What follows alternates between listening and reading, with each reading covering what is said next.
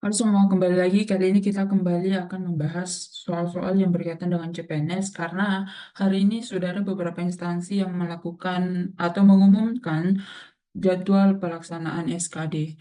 Nah, untuk mempersiapkan diri dan memantapkan diri, kini kembali kita bahas soal-soal yang berkaitan dengan seleksi SKD CPNS 2024.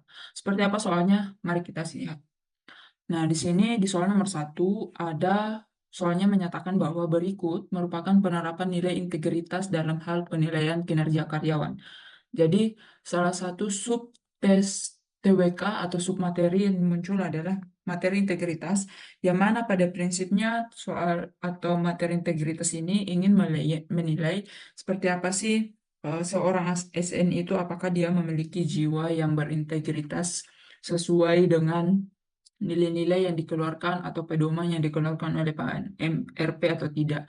Karena nilai-nilai ini pada prinsipnya akan sangat berpengaruh pada saat pelaksanaan tugas nantinya, sehingga ini perlu untuk diujikan. Pada prinsipnya soal yang berkaitan dengan integritas ini dia mirip-mirip TKP, tetapi dia masuk dalam rumpun TWK. Nah, karena itu, kita perlu untuk menganalisa secara matang bagaimana sih model soal yang berkaitan dengan integritas itu dan bagaimana cara untuk memberikan jawaban yang terbaik. Karena pada prinsipnya, nilai-nilai atau soal-soal yang berkaitan dengan integritas selalu dikaitkan dengan nilai-nilai integritas. Nah, materi integritas, tips dan trik menjawab nilai integritas sebenarnya sudah kita bahas di pertemuan-pertemuan sebelumnya. Nah, kita lihat di soal nomor satu ini.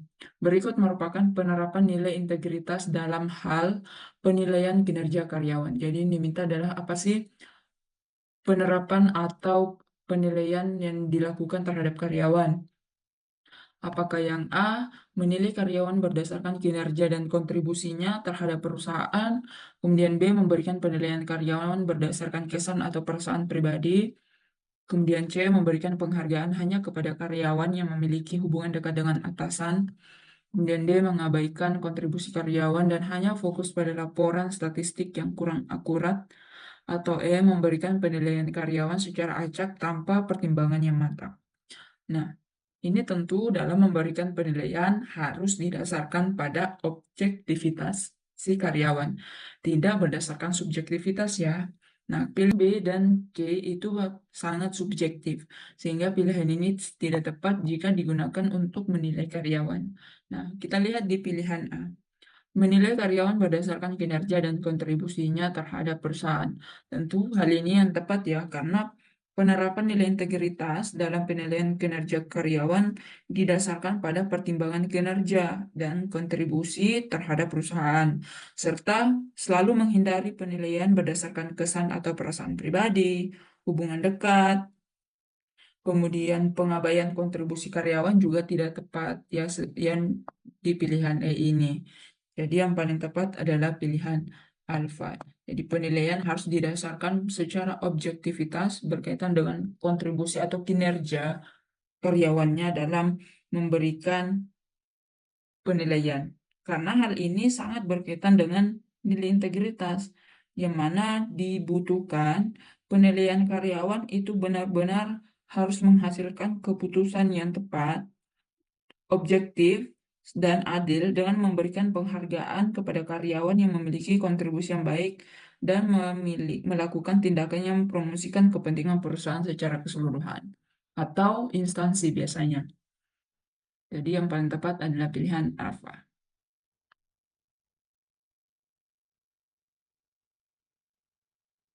Nah, kita lihat di soal nomor 2. Ini lay-lay soal cerita berkaitan dengan seorang warga negara Indonesia yang berprofesi sebagai dokter dipanggil oleh pihak militer untuk membantu dalam misi kemanusiaan di wilayah konflik. Hal yang seharusnya dilakukan oleh dokter tersebut adalah A. Menolak panggilan tersebut karena tidak termasuk dalam tugas seorang dokter. Tentu pilihan ini kurang tepat ya kalau dia langsung menolak, apalagi ini berkaitan dengan upaya pertolongan ya, tapi di ranah atau pihak militer. Kemudian B. Menerima panggilan tersebut karena hal tersebut merupakan kewajiban sebagai warga negara yang baik. Bisa jadi kemudian D. menerima panggilan tersebut dengan syarat mendapatkan bayaran yang cukup tinggi, ini juga kurang tepat. Artinya, kita ingin melakukan sesuatu hal jika ada imbalan atau ada fee tertentu. Nah, dalam melakukan pengabdian, tentu ini tidak harus ada ya. Dalam melakukan pengabdian itu didasarkan pada apa manfaat yang bisa diberikan sebesar-besarnya kepada masyarakat. Kemudian dia menyerahkan panggilan tersebut kepada orang lain karena dia tidak memiliki waktu untuk membantu. Ini juga kurang tepat. Kemudian dia tidak memberikan respon atas panggilan tersebut karena bukan tanggung jawabnya. Ya, ini justru sangat tidak tepat ya kalau tidak memberikan respon. Pun kalau misalkan dia tidak bisa harus memberikan respon dan memberikan tanggapan kenapa dia sampai tidak bisa. Jadi sudah jelas yang pilihan yang tepat adalah pilihan Bravo. Jadi, salah satu bentuk bela negara adalah dengan menjalankan tugas-tugas yang diberikan oleh pemerintah, termasuk dalam hal ini adalah tugas kemanusiaan. Sebagai warga negara yang baik, seharusnya dokter tersebut tidak menolak panggilan tersebut dan memenuhi kewajibannya untuk membantu sesama. Jadi, yang tepat adalah pilihan B. Nah, kita lihat di soal nomor 3. Nah, soal nomor 3 ini perilaku primordialisme yang menganggap bahwa suku sendiri paling unggul dibandingkan dengan suku lain sangat bertentangan dengan prinsip-prinsip Bhinneka Tunggal Ika. Dapat mengganggu terwujudnya keutuhan NKRI. Berikut ini merupakan bukti yang menunjukkan adanya hubungan integrasi dengan Bhinneka Tunggal Ika. Pakai yang A menganggap sukunya sendiri adalah suku yang superior dibandingkan suku lain yang ada di Indonesia. Kemudian B, bangga dengan suku sendiri dengan memandang rendah suku lain yang ada di wilayah di Indonesia. Kemudian C, selalu mengembangkan budaya suku sendiri agar tidak tertinggal dengan suku-suku lain di Indonesia. Kemudian D, menjaga keutuhan NKRI dengan memberi ruang berkembangnya fanatisme suku-suku di Indonesia. Kemudian E, perbedaan suku bangsa yang ada di Indonesia menjadi kekayaan yang menguatkan persatuan Indonesia. Nah, kita lihat di opsi A dia menganggap suku sendiri yang superior dan dapat melahirkan perilaku, tentu ini dapat melahirkan perilaku yang merendahkan suku yang lain. Jadi, ini kurang tepat jika dikaitkan dengan upaya Bhinneka atau prinsip-prinsip Bhinneka Tunggal Ika, yaitu persatuan, berbeda-beda tetapi tetap satu juga. Kita lihat yang B, perilakunya hampir mirip dengan pilihan B, bangga dengan suku sendiri, dengan memandang rendah suku lain yang ada di wilayah di Indonesia. Kemudian D, menjaga keutuhan NKRI dengan memberi ruang berkembangnya fanatisme suku-suku di Indonesia. Arti fanatisme itu berkaitan atau bermakna bahwa dia memandang sukunya sendiri atau bangga dengan sukunya sendiri dan menganggap rendah suku yang lain atau budaya yang lain. Jadi pilihan B ini dia merupakan opsi yang negatif. Jadi kurang tepat jika kita kaitkan dengan prinsip-prinsip Bhinneka Tunggal Ika. Kemudian kita lihat yang B. Ya, jadi yang B sama D itu nilainya atau konsep yang ditawarkan di pilihan ini sama, yaitu sama-sama negatif dan tidak berkaitan dengan konsepsi atau prinsip-prinsip Bhinneka Tunggal Ika. Justru bangga dengan suku sendiri atau cenderung fanatisme itu akan menimbulkan perpecahan. Jadi B dan D ini sama dan kurang tepat.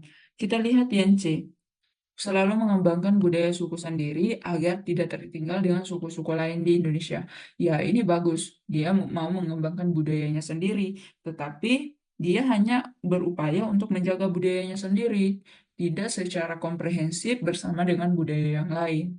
Artinya ya, dia cenderung untuk mencintai budayanya sendiri dan tidak mempedulikan budaya-budaya yang lain yang ada.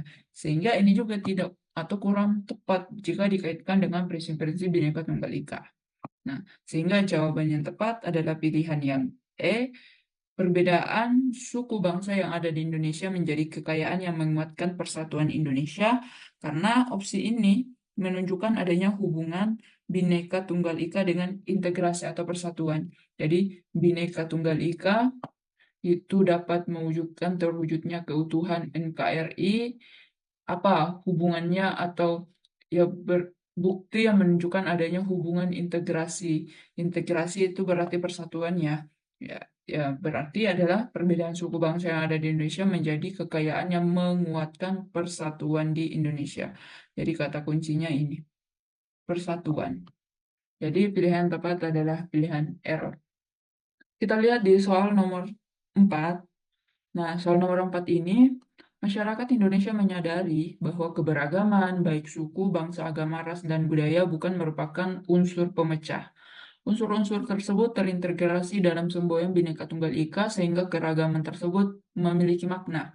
Antara lain, apakah yang A menghormati adanya keberagaman sebagai bentuk menghargai warisan para leluhur bangsa, kemudian B menjadikan keberagaman sebagai sebuah kekayaan yang membedakannya dengan bangsa lain, kemudian C menghargai segala bentuk keberagaman sebagai ketaatan terhadap konstitusi dan ideologi negara. Kemudian D, semangat persatuan dengan mengedepankan sikap toleran dan menghargai perbedaan. Kemudian yang E, mewujudkan persatuan dan kesatuan dengan menghilangkan segala bentuk keberagaman. Ya, kita lihat dulu yang E. Dia pilihannya bahwa mewujudkan persatuan dan kesatuan itu dengan cara menghilangkan segala bentuk keberagaman ya. Tentu ini konsep yang salah ya. Ya, jika ingin mewujudkan persatuan dan kesatuan, ya tentu dengan melaksanakan atau meningkatkan sikap toleransi, bukan justru menghilangkan keberagaman dan eh, keberagaman menghilangkan segala bentuk keberagaman. Jadi pilihan E kurang tepat. Nah, kita lihat yang A, menghormati adanya keberagaman sebagai bentuk menghargai warisan para leluhur. Nah, poin dalam narasi soal ini tentu kita ingin melihat keberagaman bukan menjadi unsur pemecah. Nah, makna narasi ini ya adalah keberagaman sebagai satu kesatuan bangsa.